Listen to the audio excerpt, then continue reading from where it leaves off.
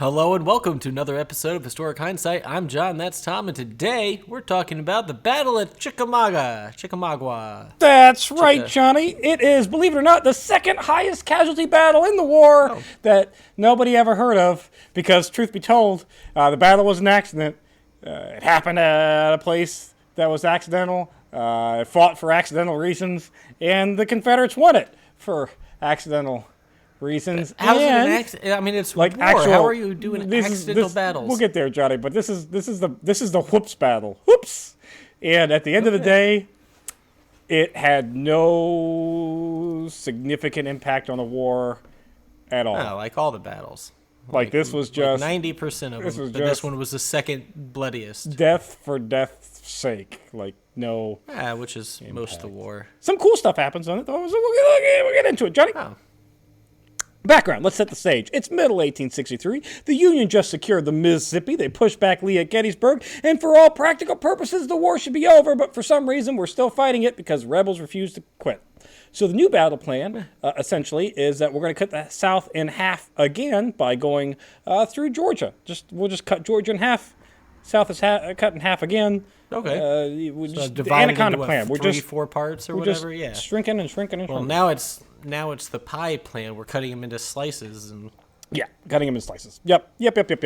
So we've got that all set up. That's what's going on. 1863. In late August, early September, you've got the Union forces trying to secure the entirety of Tennessee. You've got Knoxville being seized by Burnside on the 2nd of September, with Rosecrans marching on Chattanooga. And it seems inevitable that Georgia is going to be next because, Tennessee's basically fallen at this point. Rosecrans' Tullahoma campaign is one of brilliance in which he pushes Bragg around the entire state, losing only like 495 men during this entire campaign and gaining pretty much the entirety of all of Tennessee. It was embarrassing. That's more to do with Bragg not knowing how to fight than it really does anything else. Yeah. Well. But still, brilliant. Doesn't matter. They don't ask how, they ask how many, and he took a whole damn state for less than 500 people. By the 4th of September, Bragg is in Chattanooga with his back to the river, looking across, seeing that Rosecrans' army is right at his doorstep, and Burnside's army is a little bit north in Knoxville. So he's got to get the hell out of Dodge before he gets surrounded in a siege situation. So on the evening of the 8th of September, he's going to go ahead and duck out of that city with Rosecrans following in on the morning of the 9th, full on ready for battle. His armies, they're marching in and, no one's there. Yay! Wah, wah. Wah, wah. Thinking that Bragg's in full retreat, Rosecrans orders his army to go ahead and pursue. They go across Wait, what? No, you have that wrong. What? Thinking that Bragg's army's in full retreat, Rosecrans orders his army to pursue. That they were told to pursue. That has not happened a single time in this war. Anytime somebody retreats, you just say, well, there they go, and then you kind of, go back to your camp and hang out for a few days. They are ordered to pursue, which unfortunately does stretch Rosecrans' army out across a 40-mile stretch of these mountains around Chattanooga. And if you don't know because they got to, Chattanooga terrain you got to kind of go single file. Pretty mountainous. Yeah, that's a lot of single file marching. But Bragg is actually not in retreat. He is actually encamped at Lafayette in Georgia, just 20 miles from Chattanooga. And his plan here is to trap Rosecrans into what's called the McLemore's Cove, which this area of geography, very, very densely wooded. Like we're talking single file to walk through these woods. Yeah. That cove is one little area of opening surrounded entirely by woods. The idea here is that Bragg will have his forces entrenched in those woods in hiding. Once the Union forces, Rosecrans, as much of the army gets into that cove as they can, then they'll open up, trapping them, surrounding them, forcing Rosecrans to surrender. The Army of the Tennessee. Good plan. Or not the Army of Tennessee, the Army of the Cumberland is gone. That's his goal here. Cool. All right. Seems like a good plan. Not a bad plan. Actually, this is a very sound plan. General Thomas is going to warn Rosecrans, hey, listen, I don't think Bragg's actually in full retreat. Partly because I can fucking see and hear his army, and also because, logically, we never fought him yet, so I don't know why he would be in full retreat. So there's no reason to retreat. Yeah. and the fact that hey, he's just right there. It just yonder. Multiple other Union officers are going to report to Rosecrans that the Confederates are near, and they're not in full retreat. We can hear sounds, see smoke of a large army, so maybe we want to slow a roll down a little bit and regroup. To which Rosecrans says, and he says no. There it is. Yep, there it is. There's the. So the one time we do pursue is we shouldn't have. We shouldn't have. And that's just going to reinforce everybody else who's like, no, we don't pursue. Because that's why. And good news for the Union boys, though. On the 9th, Bragg's golden opportunity is missed. General Negley, who's the advanced troops of Thomas, is going to approach within striking distance of the trap. Where they encounter some Confederate skirmishers, press forward to Davis's Crossroads, where they are at the mouth of the cove in prime position. What Negley's men don't see is right off to their left, an entire Confederate division sitting there that outnumbers them 5-1. Yeah, it's a problem. Which is a problem. But good news for Negley's men. They're going to sit there for 5 hours, not get attacked, and then decide to bounce because he senses a trap.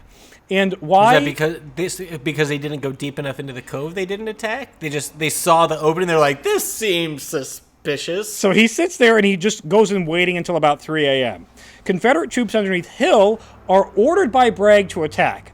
Allegedly, Hill says he doesn't get those orders until 5 hours later. And then once he does get the orders, reports are that Hill sends an order back, or not an order, but a request back to Bragg that says, your plan's stupid, I don't want to do it. So he does not attack on the 9th. And by the 10th...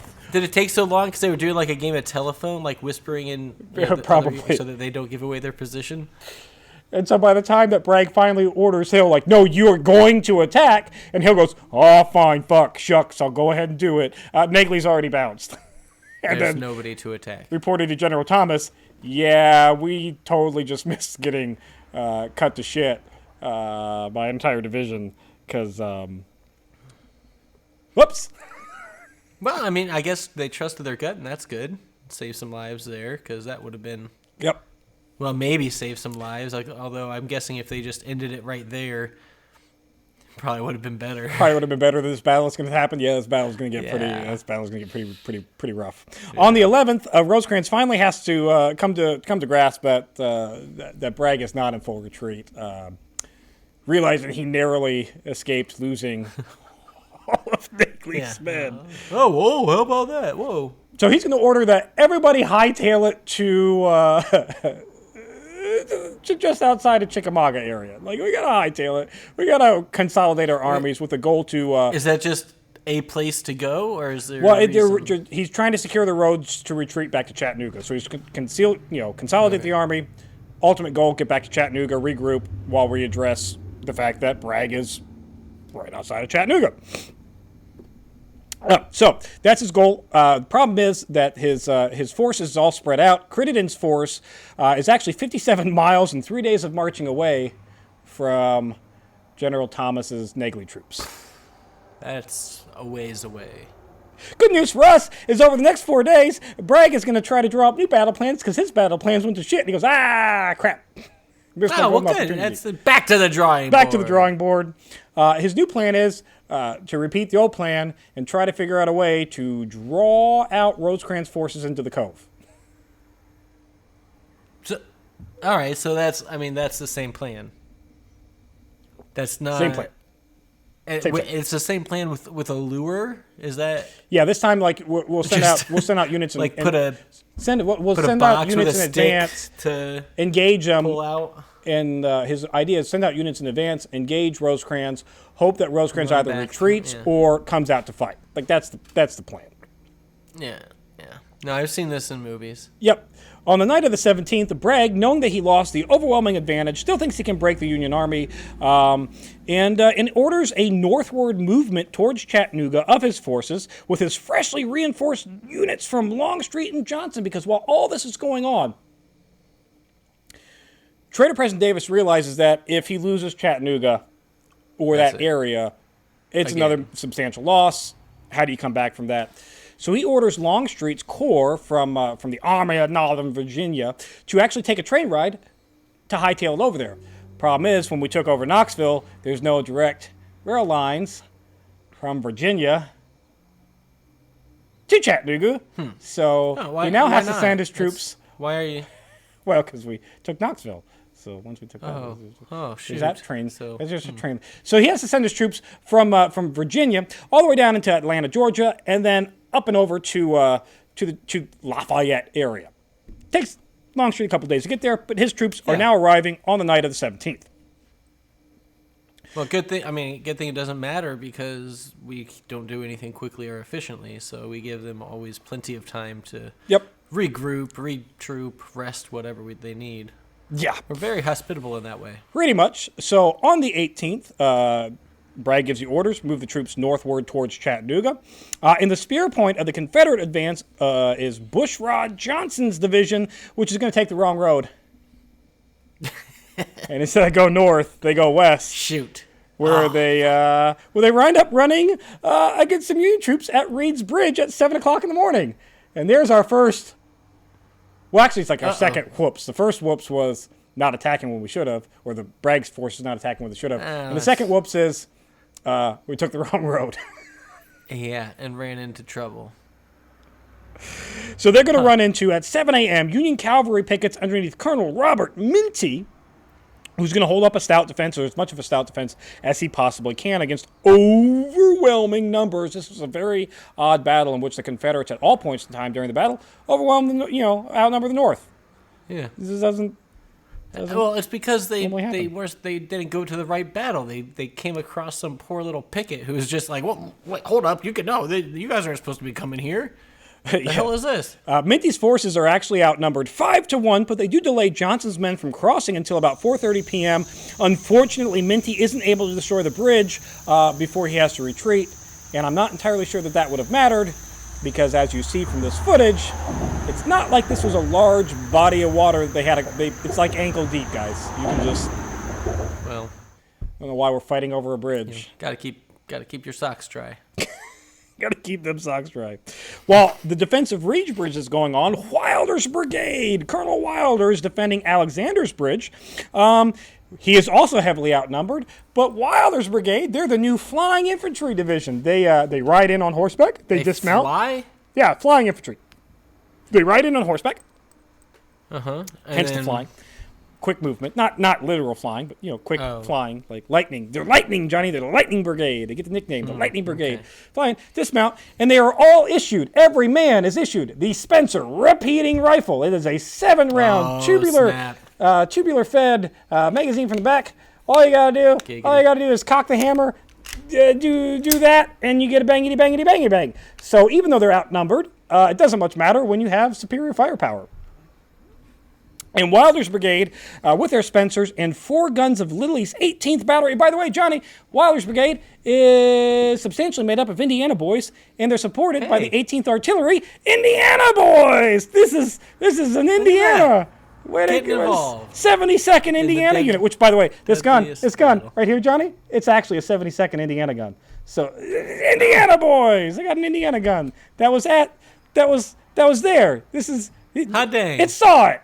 It saw the thing, and it did it murdered so many people at this bridge. If guns could talk, that'd be... Anyways, terrifying. Substantially outnumbered, they're able to hold and do a very well job of actually pushing back the Confederates. Unfortunately, once Minty pulls back, Wilder has no choice. He has to mount up, fall back to a new defensive line around Lafayette Road, where that's kind of where the battle of the first day... I use this in terms. Most people consider it a 2-day battle, the 19th and 20th. The battle actually opens up on the 18th with heavy skirmishing. All right, so this was a pregame show. Pregame show, yep, pregame. Wilder's able to fight off Liddell's division, inflicting 105 casualties to Liddell's division. Like I said, Confederates are able to still push on. They are also able to find an unguarded crossing at Lambert's Ford and significantly push their position again until the Union line draws back. Now, first day of true fighting begins on the 19th when Bragg mistakes the left Union flank thinking that what the center of the line was actually the left of the line, and that's not. You got a mistake number 3. Whoops. His plan here is that he was supposed to take 9th and Bedford Forrest's cavalry, go right around the northern flank of the Union Army, and attack from the north, while he attacks head on to that flank, pincer move. That's his plan. Okay. Problem being here is that General Thomas has got his whole force up that night and had actually extended the Union left quite a bit farther north than anybody was expecting. So he couldn't go. He wasn't going around it. He was going just head into it. Just pretty much head into it, and it kicks off with a complete and total mistake, because while searching for water, Colonel McCook's troops underneath General Thomas, they're going to move on Jay's Mill. Hey, some water there. Let's go get our boys some water first thing in the morning. And they're going to run headfirst into the 1st Georgia Cav, led by Nathan Bedford Forrest, who's also going to that mill to get water. And everybody shit! Couple of quick pot shots are made. McCook hightails it back to General Thomas and says, "Oh, there are Confederates." It's like a lone Confederate Union on the west side of the creek. What do you want to do about it? General Thomas says, "Go take them. Get it. And while you're there, destroy Reed's Bridge. We failed to do it yesterday. Go do it now." Just do it now. Why not? And then they ran into the headlong of the entirety of 9th and Bedford Forrest troops, and the battle opens up by mistake in a location that was not intended to start that fight. Shoot. Yeah, but you run into the whole army. You got to fight the whole army, I guess. By 9 a.m., 9th and Bedford Forrest troops are being reinforced. Brannan's division is holding its own. That's the Union guys. But they're running low on ammunition, so Thomas sends in Baird's division with more ammo and reinforcements. We are now full in. Everybody's troops are just converging into this one location around that. A whole lot of change of plans and running around like a scared little chicken or whatever, and trying to figure out. It's over there now. Not what we planned with our whole line that we formed. We have to funnel everybody to one spot. Rosecrans is deciding that the defensive standpoint probably is their best bet at this point. So, good luck, boys. And Bragg bites hook, line, and sinker into throwing his entire army at this battlefield location, because that's what he does. He sends reinforcements at 11 a.m. Onto the north side of the Union lines. Battle is in full swing. Bragg sends Galvin Walthel's brigades down Alexander Bridge Road, where they smash into the Union Baird's right flank, where they run towards the rear, because Baird's like, holy shit, the entirety of the Confederate army's now here, and they're in full, hightailing it, trying to get out of there. Confederate forces are going to be quickly halted by Van der Veer's brigade that concentrates volley fire at close range. This is what becomes known as the tactics of the day. There's hilly terrains, wooded terrains, very dense, very hard to see. So what the Union plan of action is we have one regiment at a time do a quick close-range volley fire. They step back. The next regiment steps up. Quick volley fire. That regiment steps back. Next regiment steps up. Quick volley fire. So you have what's called a rolling fire of continuous Union volleys into Confederate lines, causing severe casualties. Smoke. Also casualties. Well, that too. Smoke too. So Bragg says, screw it. Send more men. Smashing right into the wall. I mean, that seems... Screw it, send more men. That always works. Yeah, try again. Smashing into the wall. He sends his third How wave much of troops... ammo could they possibly have? right? Like...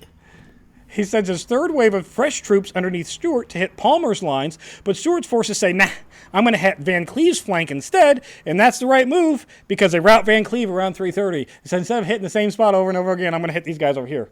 They look a little weaker. So he hits them. Tried something different. Causing a hole. Unfortunately, Stuart's gains are going to be quickly halted because we got secret weapons. We got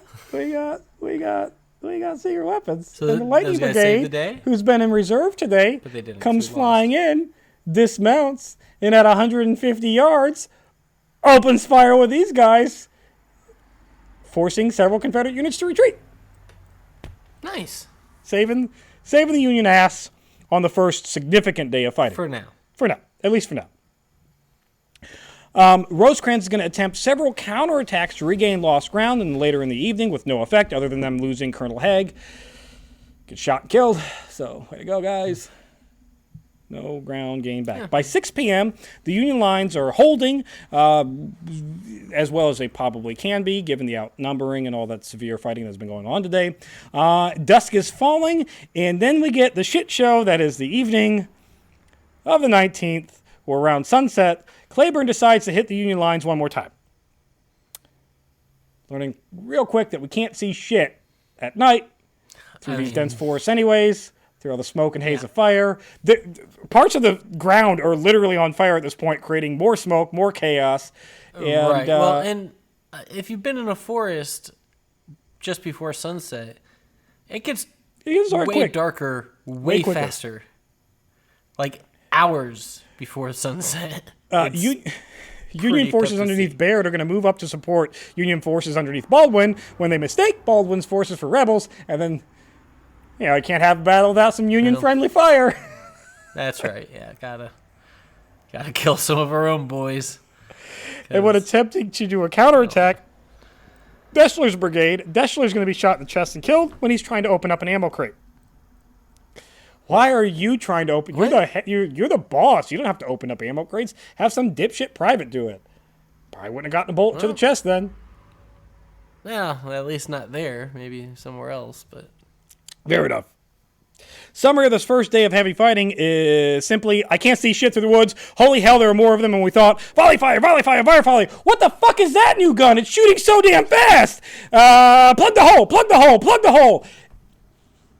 And that's from both sides. Like, this is... Yeah, I mean... Well, like you said, it got kicked off unexpectedly. And so they're bad at planning anyway, so when things don't go to plan right away, you're in for a shit show in this war. Rough casualty count for the first day is that 9,000 Confederates are going to bite it, 7,000 Union are going to bite it. Casualties, that's wounded, killed, missing, all that fun stuff. Yeah, so it's not... That's not an insignificant number of casualties in what is only the first total real day of fighting of this 2-day battle. In the evening of the 19th, Rosecrans calls a war council meeting, and the mood is somber. We held. I wonder why. But we lost some men, and we are outnumbered, and this is weird. We don't like that. Meanwhile, the rest of Longstreet's men are being brought up via the railroad. So while Rosecrans only has 5 fresh brigades that had not gotten to the battle that day, Bragg pretty much has a whole corps at his disposal that hasn't gotten into the battle. So Rosecrans quickly decides, we are not going on the offensive tomorrow. We're just going to, guys, chill. Start chopping down some trees and make some breastworks as best you can, because we're gonna sit put. We're gonna see what happens. On the other side, you got Bragg's war council, which is confused, to say the best. During this battle, Bragg was not doing a great job of giving direct commands to the officers, although it wouldn't have much mattered because the officers tended to ignore it when he did give them. Sure. And so as war council, he decides, instead of having all the generals sit in one location at one time to explain what's going on, he writes them out and sends them off by runners, including the idea to split his army into 2 wings, one being led by himself, the other one being led by Longstreet. But again, sending runners out to tell him and not directly telling him. So Longstreet winds up having to find Bragg in his headquarters asleep at 11 o'clock at night going, what the fuck is the plan for tomorrow? Like your half-ass written notes, I can't... Oh, I'm in charge of this other... Okay. Cool. Plan here, again, is to continue to crack the Union left flank, the northern end of the Union line. Worked yesterday. Yeah. We'll try it again today. Now, that's actually logical. Well, but if they attacked the actual one, maybe it would have been better. Yeah. It's actually not a bad plan because the northern end is where the roads that lead back into Chattanooga are. So if you knock out the northern end, the Union left, you could theoretically cut off their retreat back to Chattanooga, which is his ultimate goal. He orders men to attack at dawn, and at 9:30... nobody's attacking. Why? So Who he sends get out the order? he sends out a runner. What the hell's going on? It's Hill again, who says again, "Oh, I didn't get the order." And my men need to finish their breakfast first. Literally, I mean, they got to eat. It's gonna be a long. Gonna be a long day. Gotta eat.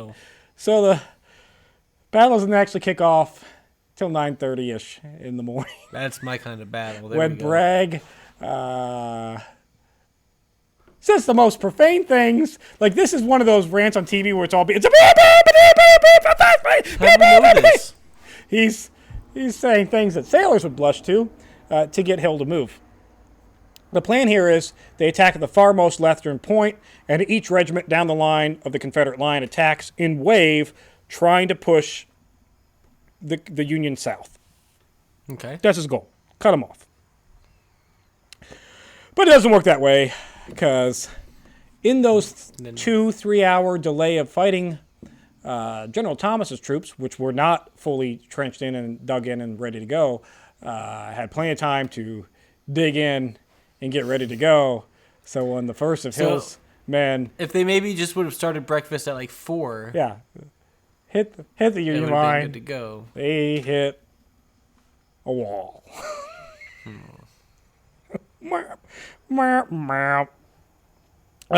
Confederates are going to hit Union positions right off the bat with Kentucky's Orphan Brigade. That's the brigade of Kentucky troops that volunteered out of Kentucky to fight for the Confederates and then realized we don't have a home no more because we can't go back home on leave because our state didn't secede. And they're treason. very... And in that unit is none other than Abraham Lincoln's brother-in-law, who's going to catch a bullet and die. And that's what you get for being a dirty fucking rebel traitor. Yeah. What are you going to do? That Orphan Brigade is going to get cut to shit, suffering significant casualties. And that's the name of the morning. The Confederates attack and get pushed back. Their orders are stalled. Their orders are delayed. There's miscommunication. The Confederate lines are intermixing with each other. So it's like, are you a part of Crittenden's division? Are you part of... Whose division are you part? Are you the part of... Hills? Like, are you part of where the hell am I? Because it's all confusing. And Bragg is not taking direct command of anything, still thinking that written orders are the way to go. Well, I mean, yeah, it is the future. It's, it's the facts before the facts. And where would we be without faxes? Right. Thomas is holding strong in his positions, requesting ammo resupply and aid from Rosecrans' positions to the south, which have relatively been unaffected. Keep in mind, we do have all of Longstreet's corps that is supposed to be moving in that general direction at some point. This is going to lead to a clusterfuck of miscommunication as the northern end requests aids from the southern end of the Union line, and then allegedly somebody decides that there's a hole. Captain Kellogg reports to Rosecrans that he sees a gap in the Union line between the North and the South. So Rosecrans says, He intends to shoot that gap? No problem. We'll fill the gap with Wood's brigade. So he orders Wood's brigade to fill the non-existent gap. And Wood goes, are you sure about that, Rosecrans? Because I'm looking at where you say the gap is, and there are bluecoats. You want me to move there? But then he remembered that the other day, Rosecrans publicly chastised him for not following orders without question and threatened to court-martial him. So mid-sentence, instead of going, I'm not moving my troops to clearly where they don't need to be, he goes, I got orders. Do what you got to do.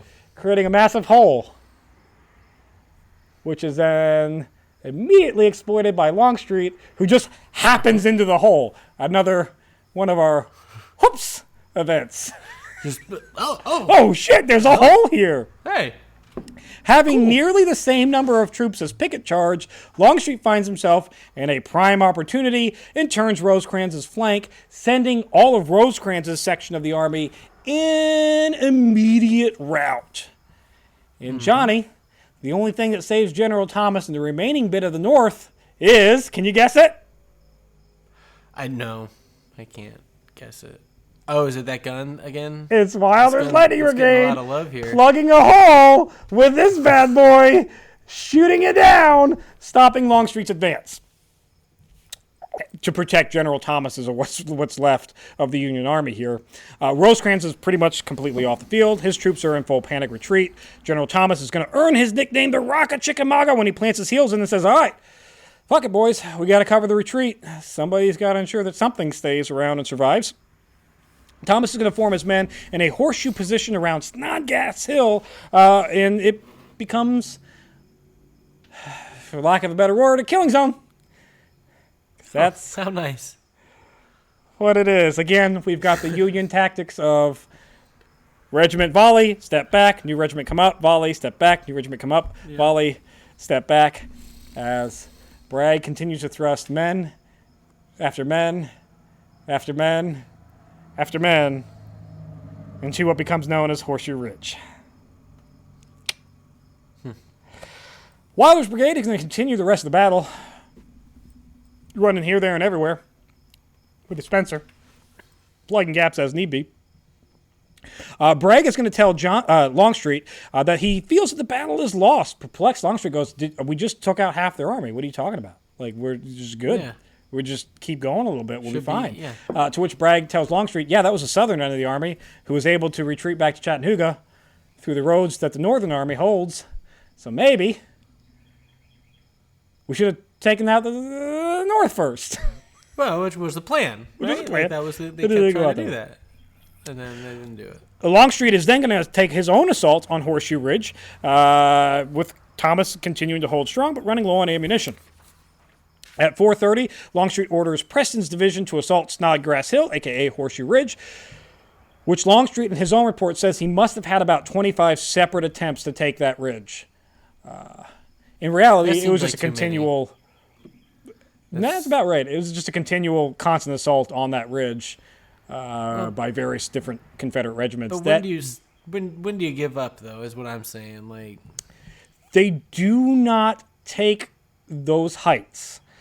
Eventually, Rosecrans is going to order General Thomas to withdraw, do a fighting withdrawal, get as many troops out of there as you can, cover the retreat. It starts with Reynolds' division, which again, once the Confederates see that there are Union troops off of Snodgrass Hill that are pulling out south, or pulling off back to Chattanooga, all in. Let's just keep going. And they're still getting pushed back. It's not until General Thomas pulls himself out, leading General Gragner in charge of what remains at Horseshoe Ridge, where General Gragner says, I don't really want to do that, and says, fuck it, and then leaves pretty much right after General Thomas leaves, creating mass panic in what's left of the Union lines. Some forces underneath Steedman, Brannan, and Wood managed to sneak away north, but troops underneath the 22nd Michigan, 89th Ohio, and 21st Ohio are the last ones left on the hill, completely out of ammunition, with only their bayonets to defend themselves, where they are engaging in hand-to-hand pokey-pokey combat until they are completely surrounded by Preston's division and forced to surrender, ending the battle at Chickamauga, where the Union was still able to retreat back to Chattanooga.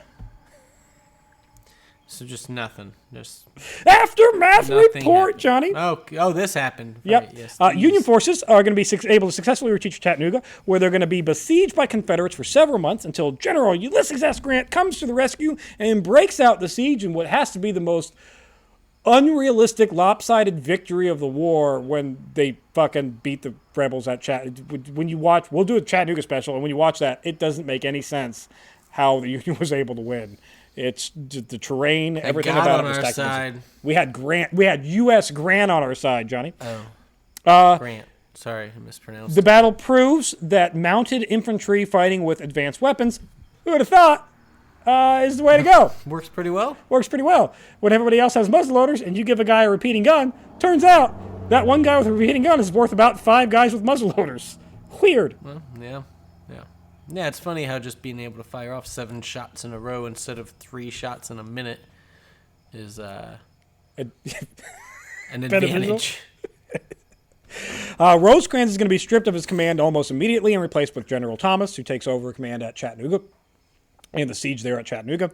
Bragg is eventually going to be stripped of his command after Chattanooga is liberated. And the end result is Sherman is still going to march from Atlanta to the sea, but it's delayed 6 months.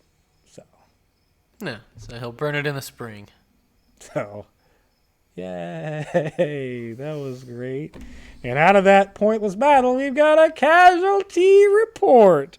Of the 60-ish thousand Union forces engaged, 1,657 are killed, 9,756 wounded, 4,757 captured, for a total loss of 16,170 men.